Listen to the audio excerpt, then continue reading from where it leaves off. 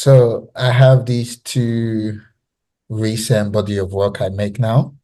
One of them is a stack of boxes, right? And they're cardboard boxes, but they're not just stack of cardboard boxes. They are these boxes are painted on, and they are painted with faces of people who have migrated from Africa to different parts of the world. And it's just a conversation about migration and, what migration means, and, even to talk about, you know, how these boxes also migrate and how it's so synonymous to how African immigrants as well migrate to the rest of the world. So I have that set of, stacked up. And the reason why it's stacked up is because in some way the boxes kind of support each other. And when you think of communities that immigrants make in this rest of the world, you see that there's a lot of support between themselves. And it's just talking about the beauty of immigration, the beauty of African culture, because these boxes as well are different colors. And when you stack them up, they kind of feel like an African fabric with these different colors.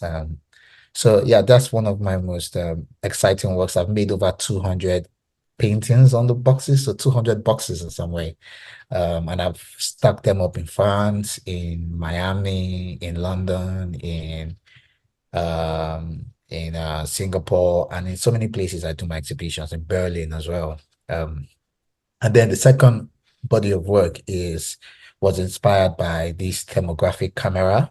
I used to play with that while I was in school as a civil engineer, and we used the camera to kind of look at where there was leakage in pipe, and that kind of took my attention. And when you use the camera on people, they kind of turn in a different, they are represented in a different color.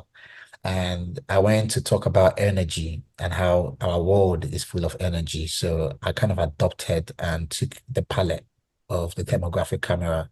And that palette kind of reminds me of fire, or reminds me of the sun or energy in some way. And I used it to make these incredible paintings of immigrants who, find their way, who survive and go through all of these issues, being in a different country and have staying and even being in a different culture as well.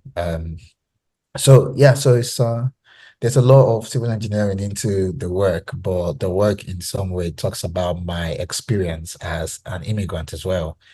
When coming to London, I realized that I was not a man. I became a Nigerian man. Different from when you're in Nigeria, you're just a man. But when you are in London or in New York or you're everywhere, you become a black man or a Nigerian man or an African man.